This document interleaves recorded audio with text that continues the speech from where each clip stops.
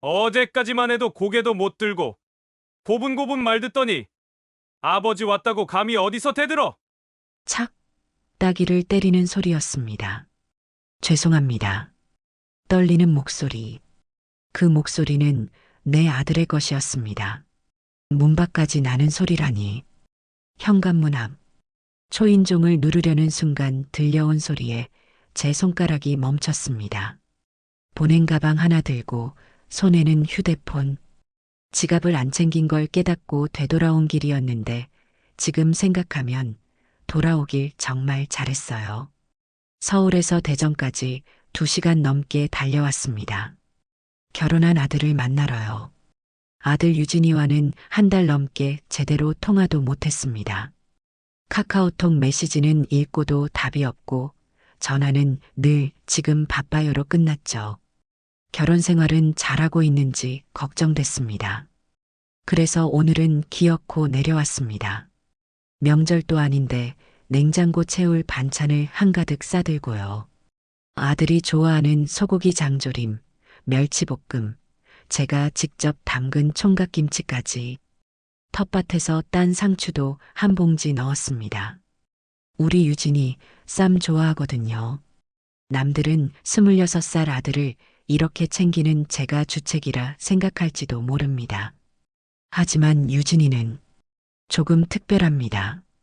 경계선 지능이라고 IQ가 73입니다.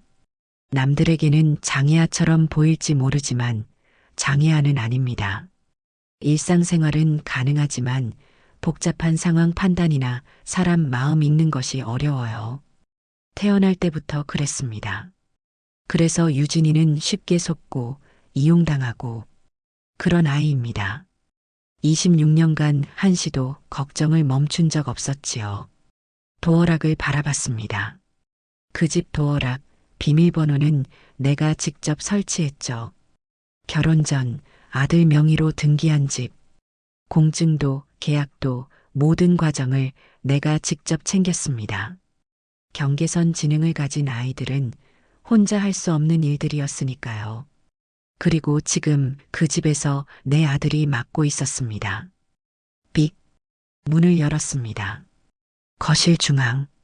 유진이가 무릎을 꿇고 있었습니다. 볼은 빨갛게 부어 있었고 고개는 숙인 채 떨리고 있었죠. 그 앞에 서 있는 사람. 장인은 이마에 핏대를 세우고 소리치고 있었습니다. 뒤돌아 소리 지르고 있는 바람에 제가 들어온지도 모르고 있습니다. 이 모자란 놈이 시키는 것도 제때 안 하고 이젠 하다못해 아버지 운운하며 기어오르네. 거실 뒤편 주방에서는 며느리가 고개를 돌리고 있었습니다. 아들이 맞는 걸 보고도 말리지 않았어요. 그저 시선을 피할 뿐. 유진이는 그저 이렇게 말했을 뿐이었습니다. 죄송하지만 이건 저녁 준비 다 하고 나면 하면 안 될까요? 아버지 계실 땐 제게도 예의 지켰잖아요. 그 한마디가 그 애에겐 따귀를 맞을 죄였던 겁니다. 나는 아무 말 없이 아들 쪽으로 걸어갔습니다. 장인이 나를 보더니 딱 멈췄습니다. 사돈? 가신 거 아니에요? 왜 다시 왔어요? 지금 무슨 짓이에요? 남의 집 도어락을 함부로 열고. 이 집 제가 아들 사준 겁니다. 결혼 전에 제 아들 앞으로 등기해준 집이고 도어락 비밀번호는 제가 설치했습니다. 들어올 권리도 책임도 저에게 있습니다. 나는 아들에게 다가가 그 무릎 앞에 무릎을 꿇었습니다. 떨리는 손을 잡고 이마를 맞댔습니다. 유진아 괜찮아. 아빠가 왔다. 아들은 고개만 끄덕였습니다. 말을 잇지 못했고 나는 그것으로 충분했습니다. 그때였습니다. 장인이 목소리를 높였습니다. 당신 지금 감정적으로 나올 게 아니야. 사돈이긴 해도 나도 집안 어른 아닙니까? 아니죠. 방금 전에 제 아들을 때리신 분이죠. 그게 그냥 훈육이었어요. 모자란 애는 말을 강하게 해야 해요. 지금 다시 말씀해 보시죠. 모자란 애라고 하셨습니까? 내가 눈을 마주치자 그의 어깨가 움찔했습니다. 그때 뒤에서 며느리 유진의 아내가 조심스럽게 나왔습니다. 놀란 눈빛이 아니라 들켰다는 표정이 먼저였습니다. 아버님 다시 오실 줄은. 유진이 맞는 걸 보고도 아무 말도 안 한 거니? 아니요, 그냥 아버지가 조금 화가 나셔서 그런 거예요. 나는 묻지 않았습니다. 아무 대답도 원하지 않았죠. 그저 일어섰고 아들의 어깨에 손을 얹었습니다. 유진아, 지금 당장 짐 싸. 우리 집으로 간다. 지금요? 하지만 장인어른이 화가 났어요. 괜찮아. 아버지 믿어. 지금, 당장. 아들은 고개를 끄덕이며 천천히 일어났습니다. 손이 떨렸지만 단호함이 담긴 제 목소리에 순순히 따르는 모습이었습니다. 방으로 들어가 작은 가방에 몇 가지 물건을 담기 시작했습니다. 장인은 발끈하며 외쳤습니다. 아니, 이게 무슨 일이야? 사돈, 지금 이건 무례합니다. 우리 딸과 살고 있는 사위를. 이 일 그냥 안 넘어갑니다. 누가 되든 간에 제 아들에게 손 뗀 사람은 반드시 책임지게 할 겁니다. 장인이 코웃음을 쳤습니다. 뭐 어쩌시겠다고? 꼴랑 공무원 은퇴하고 텃밭이나 키우고 있는 당신이 무슨 힘이 있다고. 나는 더 이상 그 말을 듣지 않았습니다. 두고 온 지갑을 챙기고 아들이 가방을 들고 나오자마자 현관으로 향했습니다.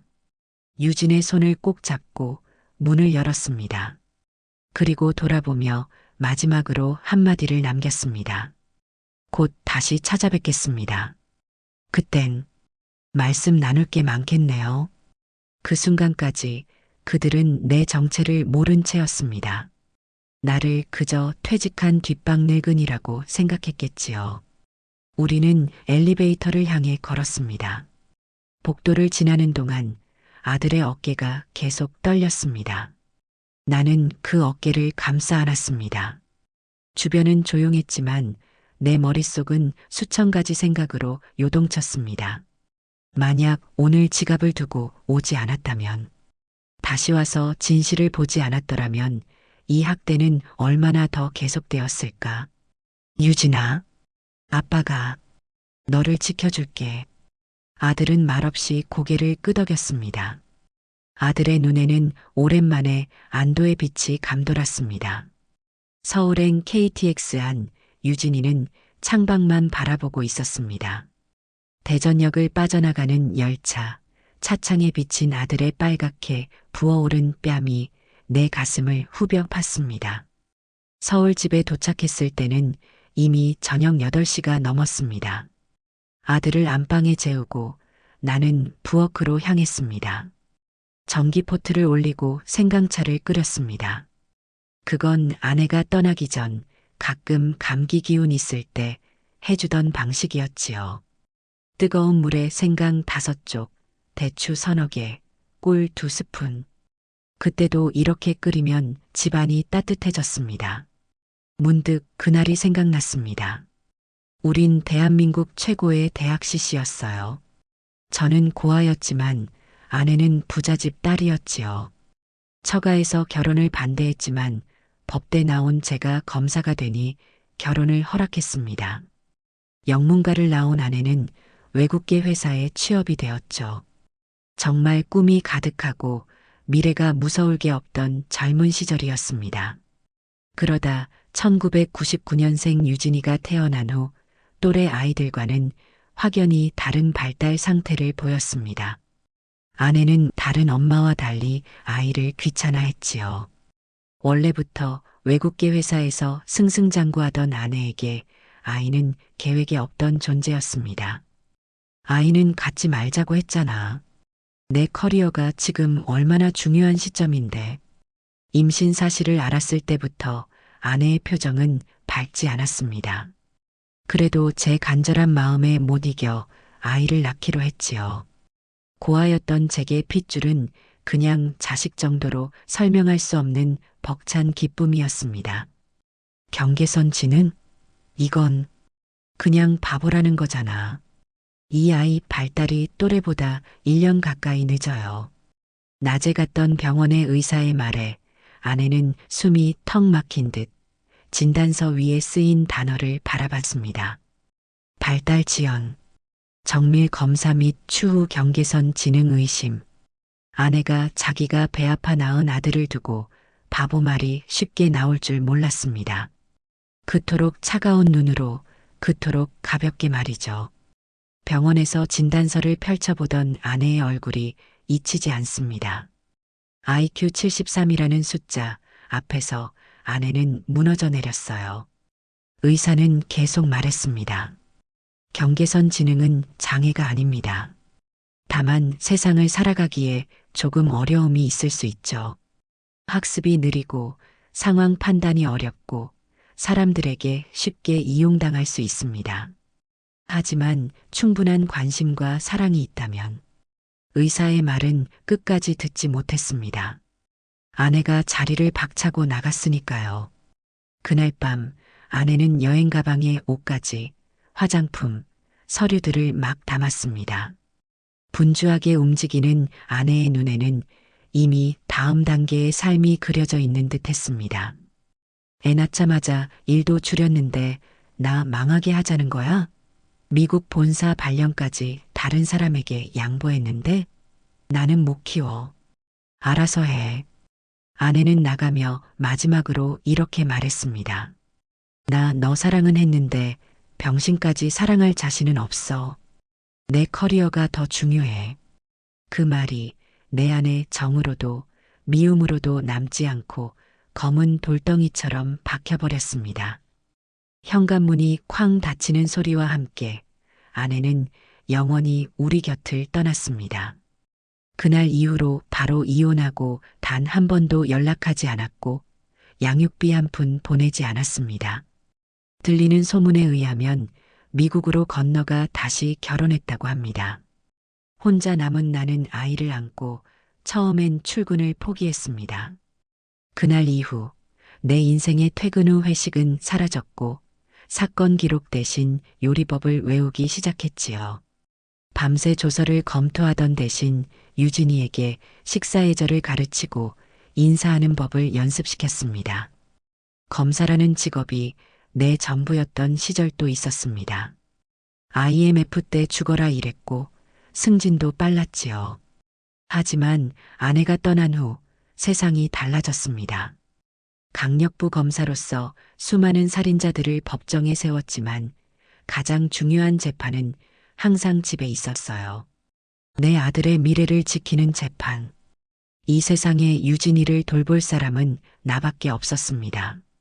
새벽에 도시락 싸서 학교 보내고 퇴근길에 떡볶이 사주고 숙제 도와주고 매일 같은 말을 20번씩 설명해도 참았습니다. 다른 아이들보다 2배로 느리게 배우는 유진이 때문에 학교 상담실 문턱이 닳았지요. 특수반은 아니지만 늘 보충 수업을 받아야 했습니다. 그렇게 26년. 이상하게도 내가 아이를 키운 게 아니었습니다. 유진이가 나를 키운 거였죠. 매일 아침 아빠, 오늘도 파이팅. 이라고 말하던 순수한 미소, 실수해도 괜찮아요. 아빠도 사람이니까라고 위로하던 따뜻한 마음. 그 모든 것이 차갑던 검사의 가슴에 인간다움을 채워주었습니다. 아빠 괜찮아요. 선생님이 나만 미워하는 거 아니에요. 다른 애들도 다 혼내요. 말 더듬는 유진이의 눈빛은 세상 누구보다 맑았습니다. 주변 아이들에게 괴롭힘을 당해도 그냥 웃고 넘겼지요. 그 순수함이 도리어 나를 불안하게 했습니다. 이 아이가 세상에 어떻게 살아남을까? 고등학교를 졸업하고 대학은 가지 못했습니다. 대신 직업훈련소에서 목공을 배웠어요. 손으로 하는 일은 느려도 정확했으니까요. 그러다 동네 철물점 아저씨가 유진이를 고용해 주셨습니다. 못을 분류하고 공구를 정리하고 간단한 수리를 돕는 일. 유진이에게 딱 맞는 일이었습니다. 그리고 오늘 그 애는 그 순한 눈으로 막고 있었습니다. 생강차를 들고 아들 방으로 향했습니다. 문을 열자 유진이는 잠에서 깬 듯 벌떡 일어났습니다. 다녀오셨어요, 아버님? 아직도 장인을 두려워하는 듯한 목소리. 내 심장이 찢어지는 것 같았습니다. 아니, 아빠야. 여기 우리 집이야. 아, 맞다. 집이구나. 서울. 흐릿한 눈빛이 점차 또렷해졌습니다. 창밖으로 익숙한 동네 풍경, 성북동의 작은 언덕배기와 가로등 불빛이 보였을 겁니다. 차 마실래? 생강차. 네. 감사합니다.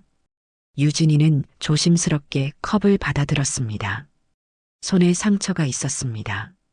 주방 일을 하다 다친 건지 아니면 이거 어떻게 된 거야? 아들의 손목에 있는 멍자국을 가리켰습니다. 아, 이거요? 그냥 부딪혔어요. 거짓말이었습니다. 검사가 얼마나 많은 가정폭력 피해자를 만나봤는지 그 아이는 몰랐겠지요. 항상 같은 변명. 넘어졌어요. 부딪혔어요. 제가 실수했어요. 그래서 무슨 일이 있었던 거니? 유진이는 잠시 침묵했습니다. 그러다 문득 고개를 들더니 말했습니다. 아빠, 나는 왜 다들 하는 말을 못 알아듣는 거야? 그 질문이 26년 동안 수백 번은 나왔을 겁니다. 그때도 이렇게 말해줬습니다. 괜찮아. 아빠도 다 못 알아들어. 대신 너는 마음을 알아듣잖아. 바보 같죠? 나는 아들의 손을 꼭 잡았습니다. 바보 아니야. 내가 착한 거지. 그런데 장인어른이 모자란 놈, 병신이라고 했어요. 사람은 말이야, 자기보다 착한 사람을 볼 때 오히려 더 무시하는 경우가 있어. 그건 그 사람이 나쁜 거지. 내가 모자란 게 아니야. 침대 옆 탁자에는 유진이의 어릴 적 사진이 있었습니다. 첫 돌 사진, 유치원 졸업식, 철물점 첫 출근 날. 그 사진들을 보며 내 마음속 결심은 굳어졌습니다. 이제 좀 자렴. 내일부터 할 일이 많아. 무슨 일이요? 무슨 일이 있었는지 정확히 알아볼 거야. 너에게 어떤 일이 있었는지. 어떻게요? 내 눈빛이 달라졌는지 유진이가 살짝 놀라는 표정을 지었습니다. 아빠는 말이야. 사람들이 거짓말할 때 표정을 읽는데 아주 능숙해. 그게 내 직업이었으니까. 검사, 맞죠? 그래. 근데 장인어른은 아빠가 그냥 회사원인 줄 알아요. 아무도 검사였던 거 몰라요. 그게 지금부터 중요한 거란다. 결혼할 때 아버지가 그냥 평범한 공무원이었다고 말하라고 하셨잖아요. 공직에서 정년퇴직한 평범한 아저씨. 그런 말 들었을 때 장인어른도 더 묻지 않았어요. 맞습니다. 결혼할 때 나는 의도적으로 내 경력을 감췄습니다. 대검찰청 강력부 검사라는 이력이 때로는 상대방을 위축시키곤 했으니까요. 텃밭 가꾸는 평범한 퇴직 공무원으로 소개했습니다. 정년 후 5년은 충분히 쉬고 그 다음에 변호사 개업을 생각했던 나의 소박한 계획. 그 계획 속에 아들의 결혼은 오히려 반가운 일이었습니다. 나는 조용히 방을 나오며 마지막으로 말했습니다. 유진아, 이제 아무도 널 때리지 못해. 아빠가 약속할게. 나는 거실로 나와 오래된 서류 가방을 열었습니다. 검사 시절 사용하던 가방이었습니다. 그 안에는 수첩, 명함들, 그리고 검찰청 배지가 있었습니다. 퇴직할 때 기념품으로 받은 것이죠. 내일부터 본격적인 수사가 시작됩니다. 비록 현직은 아니지만 범죄자들을 추적했던 검사의 눈과 감각은 여전히 살아 있었습니다. 내가 내린 첫 커피 한 잔을 마시며 창밖의 별을 봤습니다. 텃밭을 가꾸고 여행도 다니며 쉬려고 했던 내 소박한 꿈은 잠시 접어둬야 할 것 같았습니다.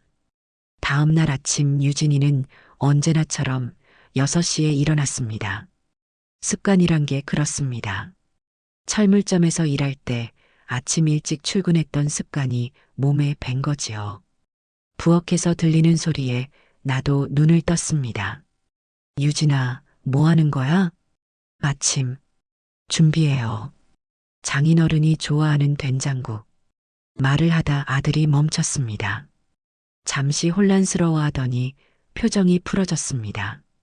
아, 맞다. 집이구나.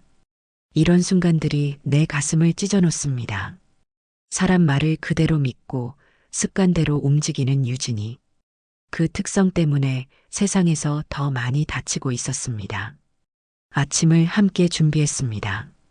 냉장고에서 계란을 꺼내고 밥을 데우고 텃밭에서 따온 열무로 김치를 만들어 놓은 게 있어 꺼냈습니다. 60대가 되니 이런 소박한 아침이 가장 행복합니다. 요즘 젊은 사람들은 아침 거르고 커피 한 잔으로 시작한다지만 우리 세대는 밥을 먹어야 하루가 시작되는 법이니까요. 그날이 생각났습니다. 1년 전 봄날이었지요. 유진이가 퇴근하고 돌아와 어색하게 거실에 서 있었습니다. 아빠, 얘기할 게 있어요. 그 표정을 보자마자 알았습니다. 제 아들이 누군가를 좋아하게 됐다는 걸요. 여자친구 생겼니? 유진이의 얼굴이 벌개졌습니다. 맞춘 것 같았습니다. 네. 소영이라고. 편의점에서 일해요. 난 깜짝 놀랐습니다. 아들은 지난 25년간 단 한 번도 여자 이야기를 한 적이 없었거든요. 친구도 거의 없었고 학교에서도 늘 혼자였습니다. 그런 아이가 갑자기 여자친구. 어떻게 만났어? 언제부터 만났어? 철물점 근처 편의점에서 만났어요. 제가 자주 갔거든요. 아이스크림 사러요. 그날 밤 아들은 마치 초등학생처럼 신나게 소영 이야기를 했습니다. 소영이가 어떻게 항상 웃어주는지, 다른 사람들이 놀려도 화내지 않는지, 유진이의 느린 말에도 끝까지 들어주는지. 며칠 후 소영이와 저녁 식사를 하기로 했습니다. 유진이가 처음으로 집에 데려온 여자친구. 나는 텃밭에서 가장 잘 자란 상추를 따고 손수 불고기를 준비했습니다. 떨리는 마음으로 만난 소영은 생각보다 똑 부러진 아이였습니다. 유진이보다 1살 어렸지만 말투나 행동은 훨씬 어른스러웠지요. 공부도 잘했나 봅니다. 대학에서 심리학을 전공했다고 했으니까요. 아저씨, 유진 오빠는 정말 순수해요. 요즘 세상에 이렇게 맑은 사람 없어요. 소영이가 유진이를 바라보는 눈빛이 진심 어린 것 같았습니다. 적어도 그땐 그렇게 보였지요. 소영이 부모님은 어떤 분들이시니? 아버지는 사업하세요. 카페 체인점 같은 거요. 어머니는 주로 아버지 일 도와주세요. 그날 밤 소영이가 돌아간 후 유진이에게 물었습니다. 정말 좋아하는 거니? 네. 아빠, 소영이가 저한테 그랬어요. 오빠가 다른 사람들과 달라서 좋아라고요. 그 말을 듣는 순간 마음이 찡했습니다. 다른 사람들과 다르다 유진이의 경계선 지능을 알고 있단 뜻이었을까요? 아니면 단순히 성격을 말한 걸까요? 유진아, 너 소영이 부모님도 만나봤니? 아직이요. 곧 만날 거예요. 소영이가 저 소개시켜준대요. 그 후로도 몇 가지 더 물어봤습니다. 소영이의 꿈이 뭔지, 왜 편의점에서 일하는지, 앞으로 무슨 일을 하고 싶은지. 유진이는 대답할 수 없었습니다. 애초에 그런 깊은 대화를 못했던 거죠. 한 달 후 소영의 부모를 만났습니다. 강 씨 부부는 생각보다 격식을 차린 모습으로 나타났습니다.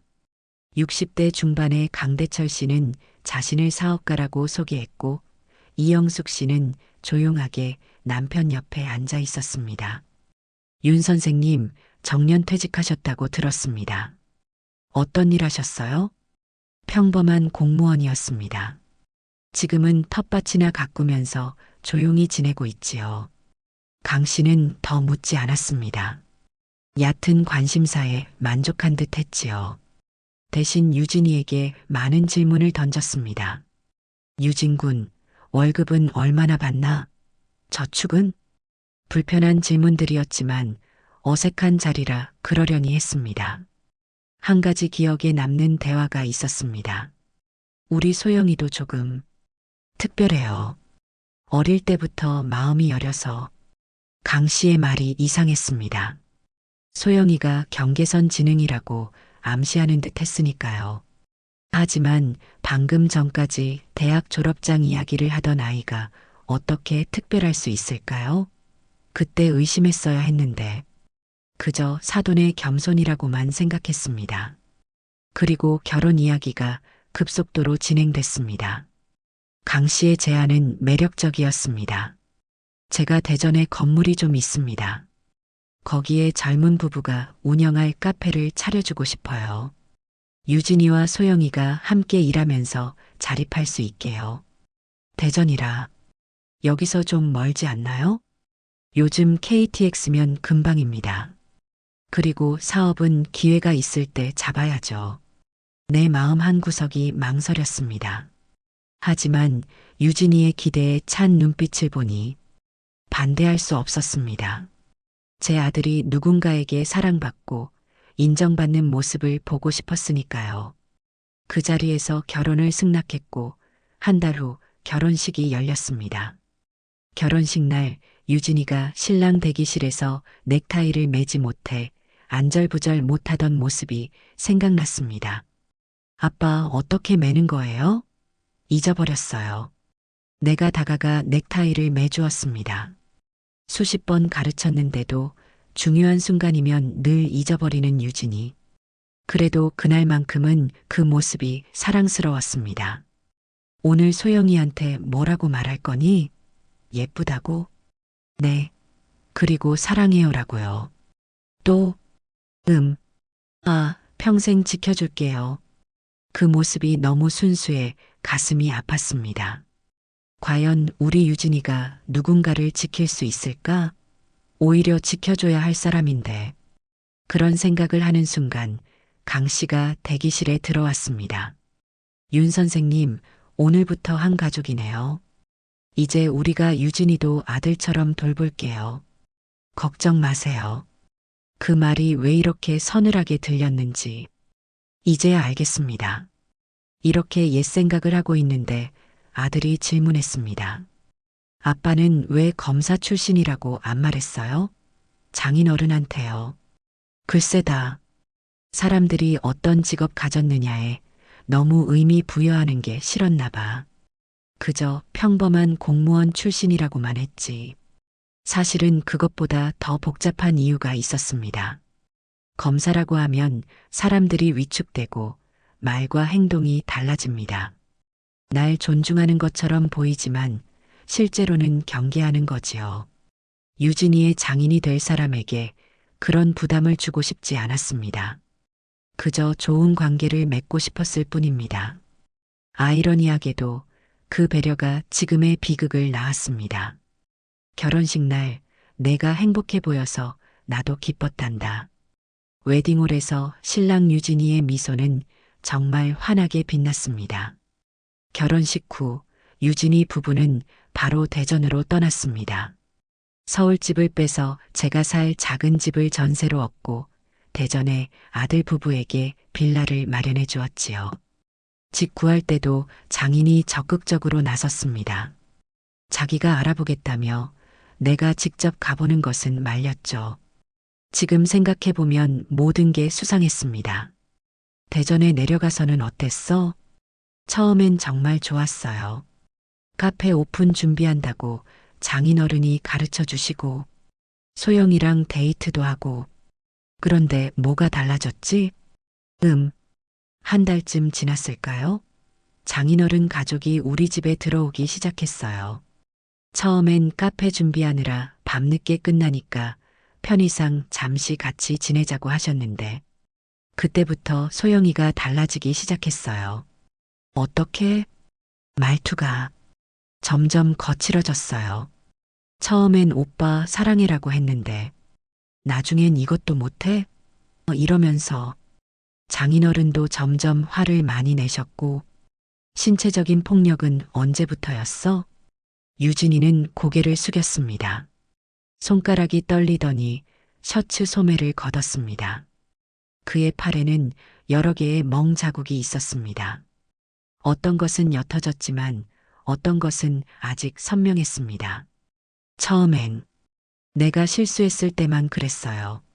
커피 쏟거나 계산 틀렸을 때 소영이가 아니요. 장인어른이요. 소영이는 그냥 지켜봤어요. 나는 깊게 숨을 들이마셨습니다. 이성을 유지하려고 노력해야 했습니다. 어른이 아빠한테는 왜 말 안 했어? 장인어른이 이런 건 가족 내부 일이니까 밖에 말하면 안 된다고 하셨어요. 특히 아빠한테 말하면 아버지 심장이 약하니까 걱정할까봐. 심장이 약하다고? 그것도 거짓말이었겠지요. 젊은 시절 마라톤을 뛰던 내가 심장이 약할 리 없습니다. 그리고 저한테 돈도 많이 빌려달라고 했어요. 카페 준비한다고. 얼마나? 처음엔 500만 원. 그 다음엔 1000만 원. 그 다음부터는 잘 모르겠어요. 장인어른이 통장 관리하시겠다고 해서 나는 마른 침을 삼켰습니다. 최악의 상황을 예감했습니다. 유진아, 오늘 인터넷 뱅킹 좀 확인해 볼까? 아들은 고개를 끄덕였습니다. 내 노트북을 켜고 은행 앱에 접속했습니다. 로그인 비밀번호는 유진이의 생일이지요. 화면이 떴을 때 나는 눈을 의심했습니다. 대출 잔액 1억 8천만 원? 유진아, 이게 뭐지? 유진이는 눈이 커졌습니다. 모르겠어요, 아빠. 난 그렇게 많이 빌린 적 없어요. 그 순간 깨달았습니다. 장인과 소영이가 연루된 것은 단순한 폭력이나 학대가 아니었습니다. 이건 경제적 착취, 사기였습니다. 아마도 유진이를 내 곁에서 떼어놓은 이유도 이것이었겠지요. 서울에서 멀리 떨어진 대전에서 유진이를 착취하기 위해. 거기다 카톡 대화 내용을 확인해 보니 점점 아들의 메시지는 짧아지고 뒤로 갈수록 대답이 거의 없었습니다. 연락이 뜸해진 이유를 알 것 같았습니다. 유진아, 너 핸드폰 어디 있어? 장인어른이 갖고 계세요. 너는 어차피 못 쓰니까라면서 분노가 치밀어 올랐지만 겉으로는 침착함을 유지했습니다. 아들 앞에서 무너질 수는 없었습니다. 유진아, 혹시 다른 기억나는 일 있어? 특별히 이상했던 거. 아들은 고민하다 입을 열었습니다. 소영이가 저한테 여러 서류에 도장 찍으라고 했어요. 뭔지는 잘 모르겠어요. 그리고 장인어른이 이제 우리 가족이니까라면서 다른 문서에도 서명하라고 했어요. 보험인가? 뭔가 월급에서 공제된다고. 내 아들 명의로 대출을 끌어다 다단계에 쓴 건지 주식에 쓴 건지 알 수 없지만 엄청난 금액이 사라진 건 확실했습니다. 아빠, 나 큰일 났어요? 유진이의 눈에 두려움이 가득했습니다. 장인 밑에서 학대받던 기억이 떠올랐는지 몸이 떨리기 시작했습니다. 괜찮아, 유진아. 아빠가 다 해결할게. 어떻게요? 그 많은 돈. 걱정하지 마. 법이 우리 편이야. 나는 서랍에서 오래된 수첩을 꺼냈습니다. 강력부 검사 시절 사용하던 수사 노트였습니다. 먼지를 털고 첫 페이지를 열었습니다. 여기에 지금부터 우리가 알아낸 모든 증거를 기록할 거야. 그리고 내일 대전에 다시 가볼 거야. 아빠, 무서워요. 이번엔 달라. 아빠가 너를 지키기 위해 가는 거니까. 다음 날 아침 일찍 일어났습니다. 새벽 4시 검사 시절 중요한 수사를 앞두고 늘 깨던 시간이었죠. 몸이 기억하고 있나 봅니다. 정장을 꺼내 입으며 거울을 봤습니다. 주름진 얼굴, 흰머리가 늘어난 60대지만 눈빛은 달라졌습니다. 30년 전에 강력부 검사처럼 날카로워졌죠. 거실로 나오니 유진이가 소파에 웅크리고 있었습니다. 밤새 잠을 못 잔 듯 했습니다. 장인어른이 쫓아와서 유진이는 말을 잇지 못했습니다. 몸을 부들부들 떨고 있었죠. 괜찮아. 이제 안전해. 어깨를 감싸 안았습니다. 아빠 어디 가세요? 제 정장 차림을 보고 물었습니다. 증거를 모으러 가볼게. 저 혼자 있기 무서워요. 유진이의 목소리가 떨렸습니다. 눈빛엔 공포가 가득했습니다. 마음이 무거웠습니다. 혼자 가는 게 효율적이지만 유진이를 이 상태로 두고 갈 수는 없었습니다. 같이 갈까? 네. 근데 무서워요. 장인어른 만나면 어떡해요? 만나지 않게 조심할 거야. 그냥 필요한 증거만 가져오는 거야. 유진이는 머뭇거리며 고개를 끄덕였습니다. 서울에서 대전까지 가는 KTX 안 유진이는 끊임없이 주변을 살폈습니다. 누군가 쫓아오는 것처럼 불안해했습니다. 가끔 갑자기 장인어른 하고 소리를 지르기도 했습니다. 하지만 주변엔 아무도 없었습니다. 유진아, 무서워하지 마. 아빠가 지켜줄게. 고개를 끄덕이지만 여전히 두려움에 떨고 있었습니다. 너희 집에 CCTV 있지? 조심스럽게 물었습니다. 네. 현관에요. 누가 설치했는지 기억나? 아빠가 이사할 때. 맞습니다. 제가 유진이 결혼 선물로 홈 시큐리티 시스템을 설치해 줬었지요. 기본적인 현관 CCTV와 앱으로 확인할 수 있는 시스템이었습니다. 그 영상은 어디서 볼 수 있을까? 소영이가 핸드폰으로 봐요. 컴퓨터로도 볼 수 있니? 네. 비번은? 기억 안 나요. 유진이는 머리를 감싸 쥐었습니다. 스트레스 받으면 더 기억력이 떨어지는 것 같았습니다. 괜찮아. 천천히 생각해봐. 제 생일. 유진이는 항상 모든 비밀번호를 자기 생일로 했습니다. 단순하고 반복적인 패턴이 편했으니까요. 대전역에 도착했을 때는 아침 9시가 막 지났습니다. 빌라 단지 입구에서 멀리서 상황을 살폈습니다. 운 좋게도 사돈 가족이 모두 나오는 것이 보였습니다. 장인, 장모, 소영, 그리고 모르는 소영이의 오빠까지. 혹시 소영이 오빠가 너희 집에 같이 살았어? 네. 제 방에서요. 유진이의 목소리가 작아졌습니다. 제 침대에서 자고, 저는 소파에서 분노가 차올랐지만 진정시켰습니다. 지금은 감정에 휘둘릴 때가 아니었습니다. 그들이 차를 타고 멀어지는 것을 확인한 후 우리는 빌라로 향했습니다. 엘리베이터를 타는 순간 유진이가 공황 상태에 빠졌습니다. 못 가요. 장인어른이. 소영이가. 유진아, 지금 그 사람들은 없어. 괜찮아. 아니에요. 집에 있을지도. 온몸이 떨리고 있었습니다. 진심으로 두려워하고 있었습니다. 그럼 내가 먼저 가볼게. 넌 여기서 기다려도 돼. 아빠만 가면 더 무서워요. 유진이가 제 팔을 움켜쥐었습니다.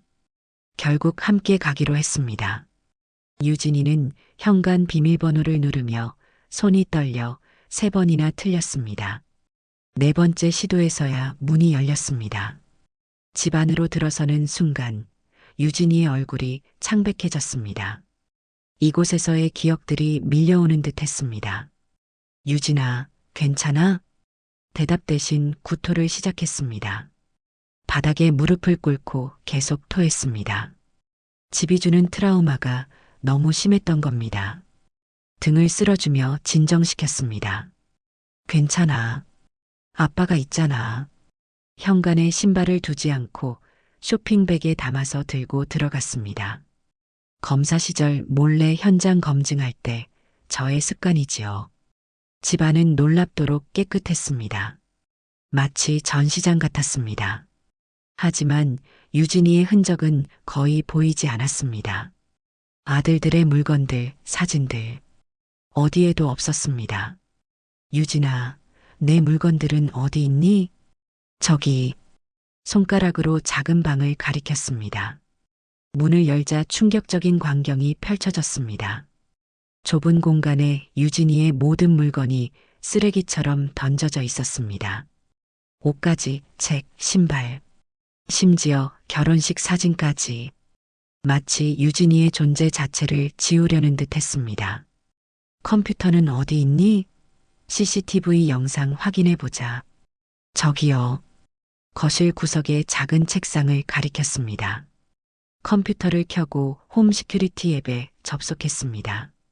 비밀번호를 입력하자 영상 목록이 나왔습니다.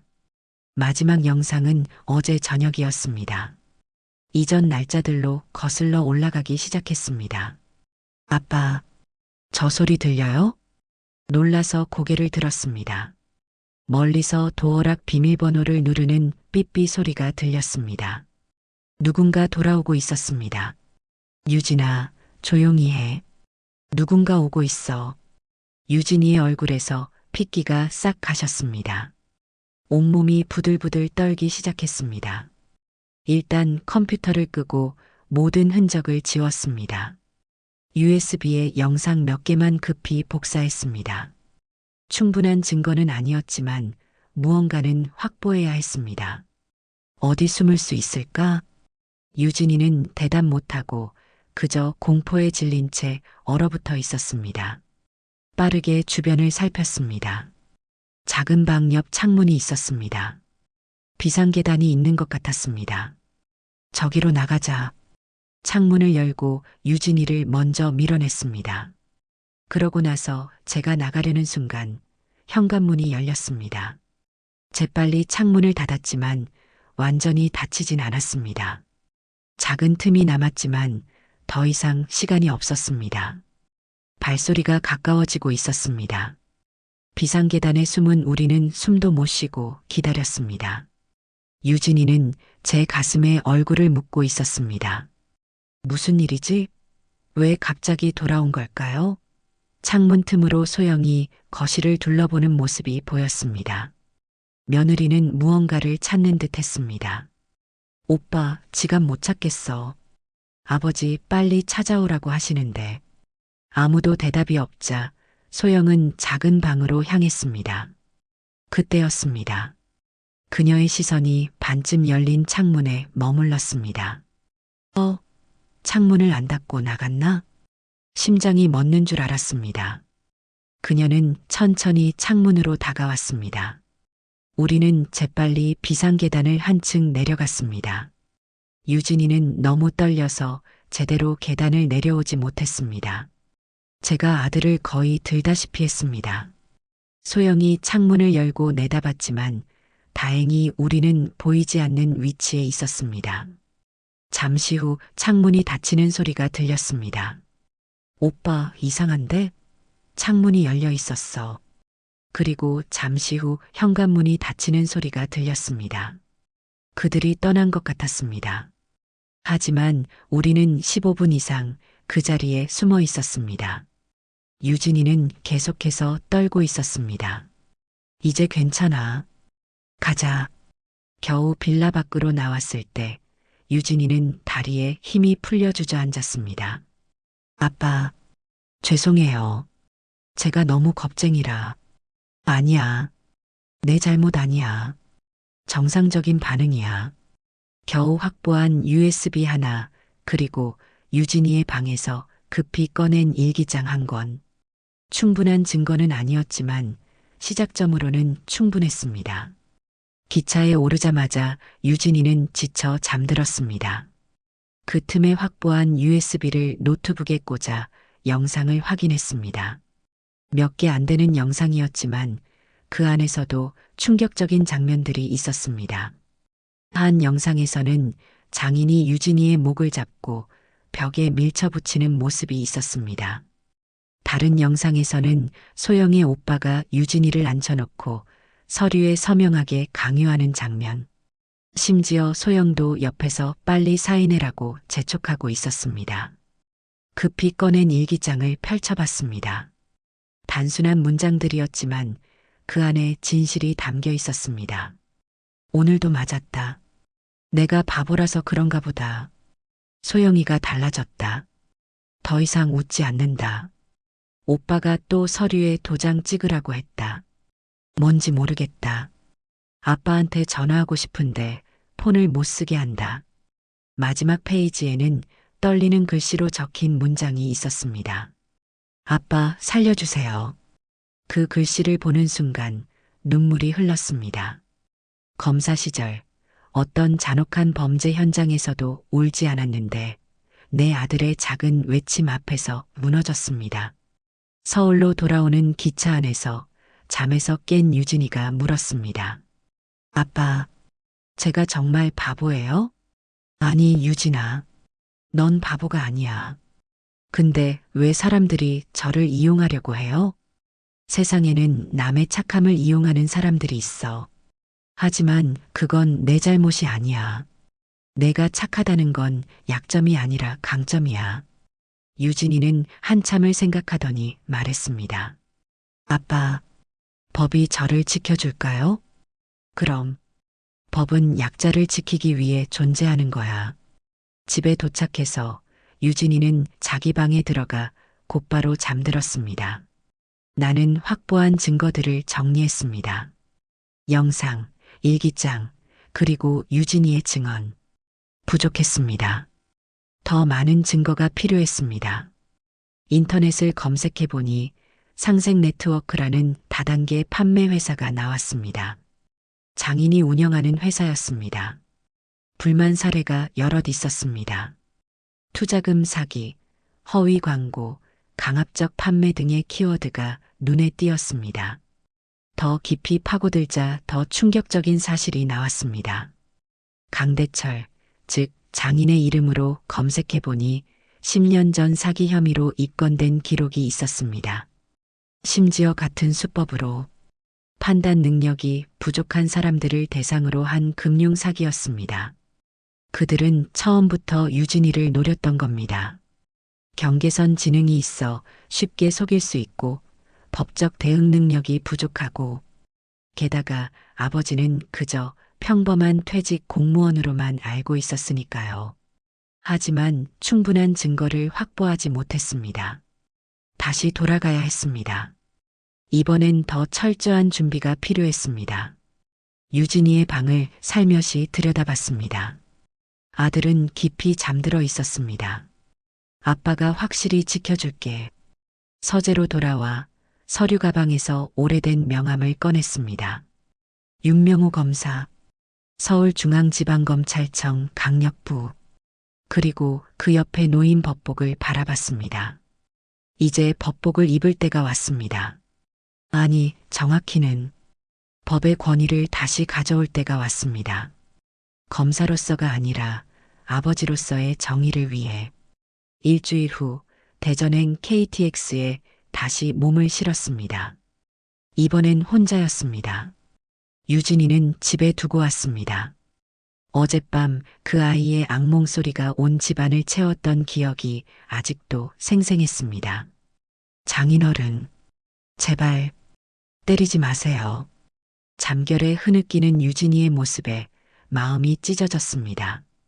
그가 얼마나 큰 상처를 받았는지, 그 고통이 얼마나 깊은지 실감했습니다. 오랜 시간이 지나도 이 트라우마는 남을 것입니다. 창밖으로 스쳐 지나가는 풍경들. 초임 검사 시절 이 열차를 타고 지방 출장을 다니던 기억이 났습니다. 그때는 정의를 향한 뜨거운 열정이 있었지요. 시간이 흐르며 그 열정은 현실과 타협하고 제도에 길들여지고 마침내 퇴색되었습니다. 하지만 지금은 다릅니다. 내 아들을 위한 정의, 이것만큼은 타협할 수 없었습니다. 오래된 정장 안주머니에서 작은 녹음기를 꺼냈습니다. 디지털 시대에 아직도 이런 구식 장비를 쓰는 사람은 별로 없겠지요. 하지만 강력부 검사 시절 늘 가지고 다녔던 습관이었습니다. 디지털 증거는 언제든 조작될 수 있지만 아날로그 녹음은 원시적이지만 확실했으니까요. 주머니 안에는 여러 개의 마이크로 SD카드도 있었습니다. 여러 날에 걸쳐 확보한 증거들이 담겨 있었습니다. 사돈의 사업체 상생 네트워크에 대한 자료, 10년 전 사기 전과 기록, 유진이 계좌에서 빠져나간 돈의 추적 내역. 모든 준비는 끝났습니다. 이제 남은 것은 직접 대면뿐이었습니다. 대전에 도착해 택시를 타고 목적지로 향했습니다. 그곳은 유진이의 집이 아니라 사돈의 사업체 상생 네트워크 사무실이었습니다. 건물 앞에 내려 잠시 주변을 살폈습니다. 허름한 오피스텔 1층에 자리한 상생 네트워크. 인생을 바꾸는 기회라는 현수막이 바람에 흔들리고 있었습니다. 문을 열고 들어가자 젊은 여직원이 환한 미소로 맞이했습니다. 어서 오세요. 상생 네트워크에 관심 있으신가요? 아니요, 강대철 씨를 만나러 왔습니다. 강 대표님은 약속이 있으신데 혹시 미리 예약하셨나요? 가족 일로 왔습니다. 윤명호라고 전해주세요. 여직원은 의아한 표정을 지었지만 안쪽 사무실로 들어갔습니다. 잠시 후 그녀가 돌아와 말했습니다. 안쪽으로 들어오시래요. 사무실 안은 전형적인 다단계 판매 회사의 모습이었습니다. 벽에는 고액 달성자들의 사진과 명언들이 붙어 있었고 회의 테이블에는 화려한 브로셔들이 늘어져 있었습니다. 안쪽 방에서 강대철이 나왔습니다. 그는 여전히 자신만만한 표정이었지만 눈빛에서 경계심이 느껴졌습니다. 사돈 양반, 갑자기 웬일이세요? 유진이는요? 유진이는 집에 있습니다. 아, 그래요? 우리 소영이가 많이 보고 싶어 하는데. 그의 뻔뻔한 태도에 분노가 치밀었지만 감정을 누르고 차분히 대답했습니다. 소영이가 유진이를 진심으로 생각했다면 좋겠군요. 강대철은 잠시 긴장한 기색을 보이더니 곧 웃음을 지으며 말했습니다. 그럼요. 사위니까 당연히 아끼죠. 그런데 갑자기 찾아오신 이유가 한 가지 드릴 말씀이 있어서요. 네, 말씀하세요. 여기서 말하긴 좀 그렇고 개인적인 얘기라. 강대철은 잠시 주저하더니 직원들에게 밖에 나가 있으라고 손짓했습니다. 직원들이 나가고 사무실에 우리 둘만 남았습니다. 자, 이제 말씀하세요. 나는 천천히 가방을 열었습니다. 서류 몇 장을 꺼내 테이블 위에 펼쳤습니다. 이게 뭡니까? 강대철이 물었습니다. 유진이 명의로 대출받은 내역입니다. 1억 8천만 원. 그리고 이건 유진이 계좌에서 상생 네트워크로 입금된 내역. 그리고 이건 강 사장님 계좌로 옮겨진 금액. 강대철의 얼굴이 굳어졌습니다. 이게 무슨 소리요? 그건 다 유진이가 알고 동의한. 이건 CCTV 영상입니다. 유진이가 폭행당하는 장면, 협박받는 장면, 강제로 서명하는 장면. 강대철의 표정이 완전히 변했습니다. 눈에 핏발이 서더니 갑자기 소리를 질렀습니다. 그래서 뭐 어쩌겠다는 거요? 그딴 증거 누구한테 보여줄 건데? 당신 아들이 얼마나 멍청한지 세상이 다 알게. 그런 바보 같은 아들 둔 걸 창피하게 생각해야지. 그의 말이 제 가슴을 찔렀습니다. 하지만 이런 자극에 넘어갈 수는 없었습니다. 그런 생각입니까? 경계선 지능을 가진 사람을 이용해도 괜찮다고요? 세상이 그렇게 돌아가는 거요. 약한 자는 당하는 거야. 정말 바보 같은 놈이라니까. 돈만 보여주면 뭐든 자발적으로 사인하고 말이야. 난 잘못 없다니까? 강대철은 비웃듯 말했습니다. 그의 말 한마디 한마디가 녹음되고 있다는 사실을 그는 모르고 있었습니다. 그럼 강 사장님은 유진이가 바보라서 이용하기 쉬웠다. 그렇게 인정하시는 겁니까? 당연하지. 아니면 왜 우리 딸을 그런 멍청이랑 결혼시키겠어요? 처음부터 계획된 거예요. 순진하고 판단력 없는 사람, 부모 재산 물려받을 사람. 딱 좋은 표적이었지. 그렇군요. 모든 게 처음부터 계획된 사기였다. 사기라니요. 그냥 비즈니스죠. 세상에 공짜는 없어요. 당신도 알잖아요. 그 아들 혼자선 아무것도 못한다는 거. 평생 누군가 뒷바라지해줘야 할 텐데 우리가 좀 이용한다고 뭐가 어때요? 나는 천천히 일어섰습니다. 이제 충분했습니다. 한 가지 궁금한 게 있습니다. 제가 누군지 알고 계세요? 뭐, 퇴직한 공무원이라고 하지 않았어요? 맞습니다. 공무원이었죠.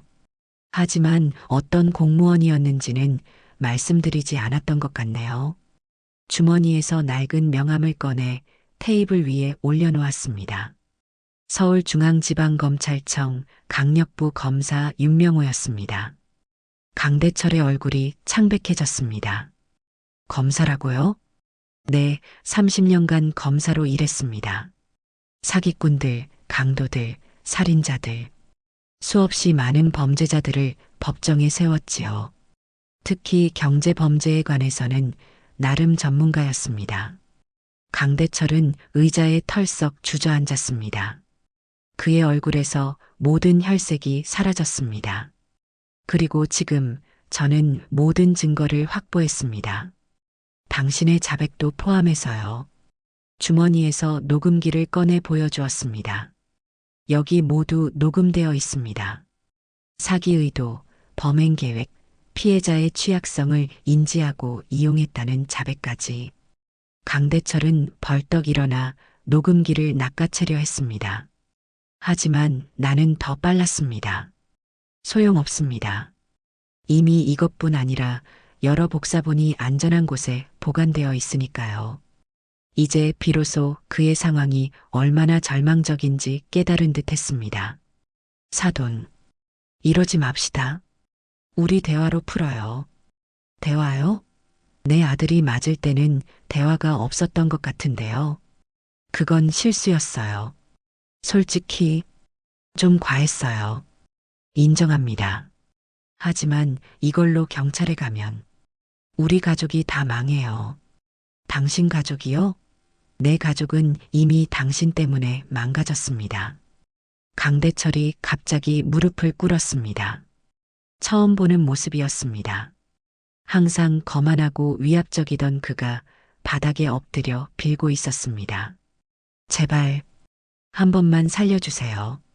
돈 다 돌려드릴게요. 이자까지. 아니, 2배로 돌려드릴게요. 돈 문제가 아닙니다. 그럼 뭐든지 말씀하세요. 뭐든 할게요. 나는 천천히 그를 내려다보며 말했습니다. 제 아들에게 무릎 꿇고 사과하세요. 그리고 모든 죄를 인정하고 벌을 받으세요. 사과요? 네, 진심으로요. 그리고 법적 처벌도 감수하세요. 선택권은 없습니다. 이미 서류는 검찰에 제출했으니까요. 그의 눈이 커졌습니다.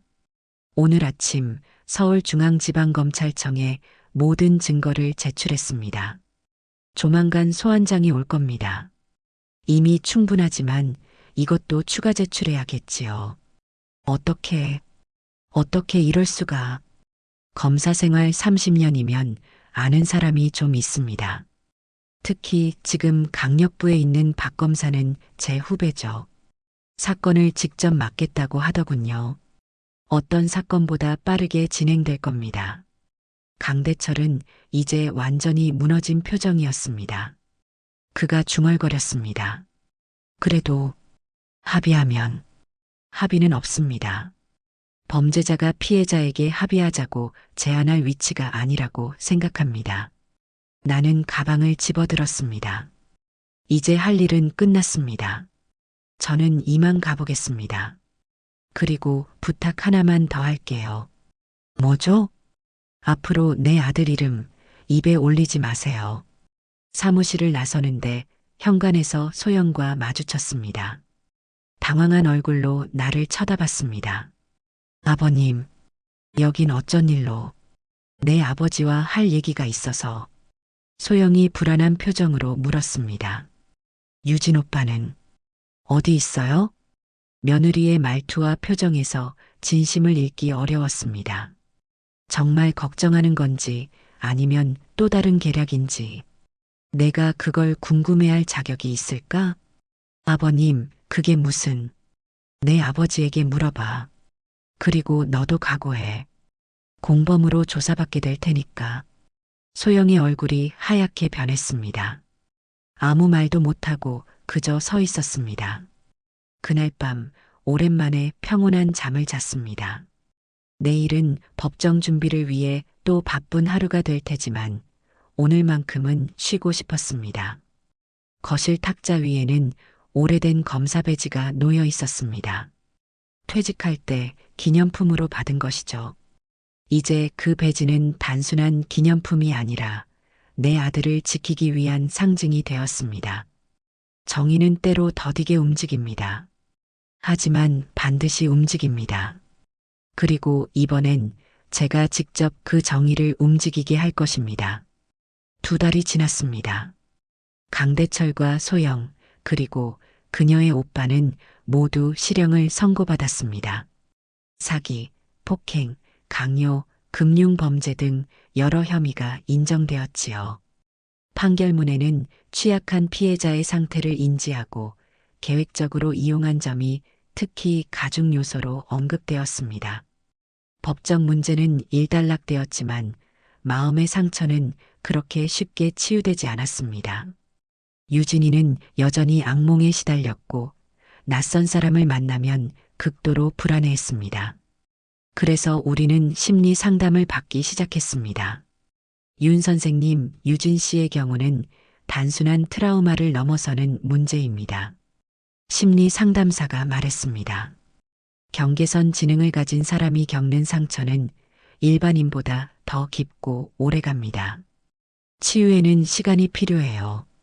얼마나 걸릴까요?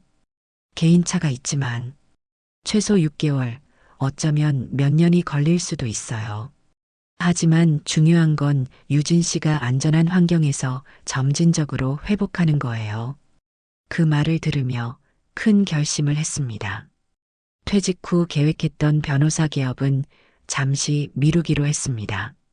지금 제 아들에겐 아버지가 필요했으니까요. 대신 우리는 서울 근교로 이사했습니다.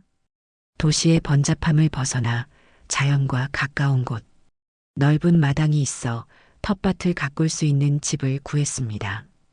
유진이는 처음엔 낯선 환경에 적응하기 어려워했지만 점차 새 집을 좋아하기 시작했습니다. 이사한 지 석 달째 되던 날, 특별한 손님이 찾아왔습니다. 박 검사였습니다. 제 후배로 이번 사건을 담당했던 검사였지요. 선배님 근황이 궁금해서요. 그리고 유진 씨도 보고 싶었고요. 마당에 앉아 차를 마시며 이야기를 나눴습니다. 박 검사는 강대철의 다단계 조직이 완전히 와해되었고 다른 피해자들도 속속 나타나 고소를 제기하고 있다고 말해주었습니다. 윤 검사님, 이번 일이 언론에 많이 보도되면서 경계선 지능에 대한 사회적 관심이 높아졌어요. 복지부에서 관련 지원 사업을 확대하겠다고 발표했고 몇몇 국회의원들은 법적 보호 장치를 마련하겠다고 나섰어요. 그거 다행이네. 네. 그리고 이건 제 개인적인 생각인데 선배님께서 이 분야에서 활동하시면 어떨까 해요. 경험도 있으시고 법조계 지인들도 많으시잖아요.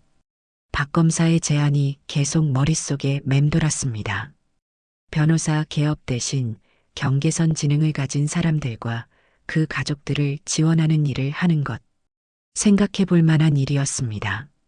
겨울이 찾아왔습니다. 첫눈이 내린 날 유진이와 함께 마당에 나가 눈사람을 만들었습니다. 아빠, 나 이제 괜찮아요. 갑작스러운 말에 놀랐습니다. 소영이, 이제 생각 안 나요. 가끔 꿈에 나오지만, 이제 안 무서워요. 그래, 다행이구나. 그리고 아빠, 나, 나중에 목공소에서 일하고 싶어요. 철물점에서 배웠던 거, 기억나요? 나무로 뭔가 만드는 거 좋아해요. 유진이의 말에 감동했습니다. 아들이 미래를 생각하기 시작했다는 것, 그것만으로도 큰 진전이었습니다. 그래, 좋은 생각이야. 내일 근처 목공소 한번 알아볼까? 유진이는 환하게 웃었습니다. 오랜만에 보는 순수한 미소였습니다. 한편 저도 새로운 시작을 준비하고 있었습니다. 박 검사의 제안을 받아들여 경계선 지능 권익보호센터를 설립하기로 했습니다. 30년간의 법조인 경험을 살려 유진이처럼 세상에서 쉽게 상처받는 사람들을 도울 수 있는 일이었습니다. 아빠, 그 센터에 나도 도울 수 있어요? 물론이지. 내가 가장 중요한 상담원이 될 거야. 나요? 내가 뭘 할 수 있는데요? 유진아, 너는 경계선 지능이 어떤 건지 직접 경험한 사람이야. 내가 느끼는 것, 내가 어려워하는 것, 그런 이야기들이 다른 사람들에게 큰 도움이 될 거야. 유진이는 처음으로 자신의 상태를 유용한 것으로 인식하는 것 같았습니다. 아들의 눈빛이 빛났습니다. 이제 우리의 상처는 천천히 아물고 있습니다. 앞으로도 어려움은 있겠지만 이제 우리는 알고 있습니다. 어떤 어둠이 찾아와도 서로를 지키는 한결국 빛은 다시 찾아온다는 것을, 그리고 때로는 가장 큰 상처를 통해 가장 소중한 진실을 배운다는 것을. 오늘 이야기가 마음에 드셨다면 좋아요와 구독, 알람 설정 잊지 마세요. 또 이야기를 보시고 마음에 남은 장면이 있으셨다면 댓글로 나눠주세요. 선생님의 한마디가 또 다른 분께 깊은 울림이 될 수 있습니다. 늘 감사합니다. 건강이 최고입니다. 하루 한번 운동 잊지 마셔요.